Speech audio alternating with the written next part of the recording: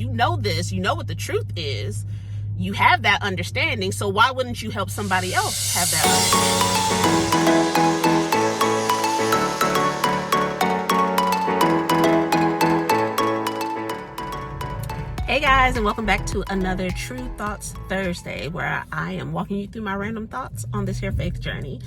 Okay, so had some conversation today that being held accountable for others.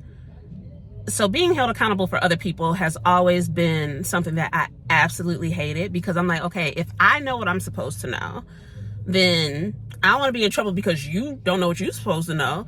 I don't want to be in trouble because you didn't do what you were supposed to do.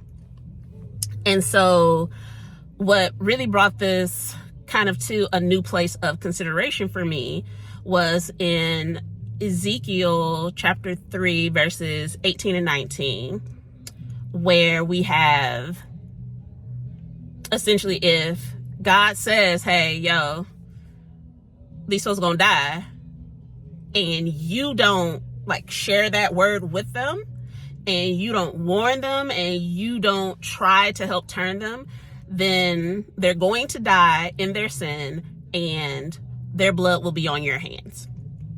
So looking at it from that angle, I think has helped me to kind of start shifting the perspective of, I have to, go down with the ship if I'm, making sure somebody knows something, when that's not the case at all.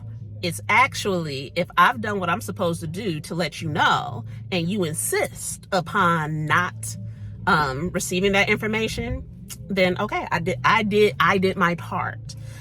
The example I gave my husband was, okay, so like in school, when you're taught 2 + 2 = 4, once they've taught you that information, you are now held accountable for it. And I tied that to the fact that once you know something, you can't unknow it. So when God says to you, hey, this is what's about to go down, you are now held accountable for having that knowledge. Like, the expectation is that you now have it, and that you're gonna move accordingly. Hey sis, before you go, if you've been craving a space where luxury and faith coexist, where you can grow spiritually and still protect your peace, I want to personally invite you to join my monthly membership, P31 Vibes.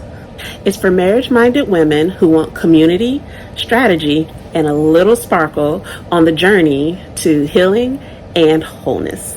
Founding member spots are now open, and if you join at the diamond level before the end of July, you lock in 50% off for life. Tap the link in the show notes to join, or you can check below in the comments. Let's live soft, stay prayed up, and be a little high maintenance together. And so, going back to the school analogy, is if you have been taught 2 + 2 = 4, and you should now, number one, be able to go teach somebody else that 2 + 2 = 4. What happens is, when you come across someone who they're like, but 2 + 2 = 17 though. And you're like, no, it's not. It's actually 4. And I need you to know that. Like, it's going to be on the test. It's going to be on the test, guys. And they insist that it has to be 17. You did what you could to help them pass the test. Versus if, they're saying, oh, well, 2 + 2 = 17, and you never correct it. You never tell them, actually 2 + 2 = 4. So, that's on the test, guys. Make sure you don't put 17. Make sure you put 4. That's where it goes off the rails. That's where the problem is.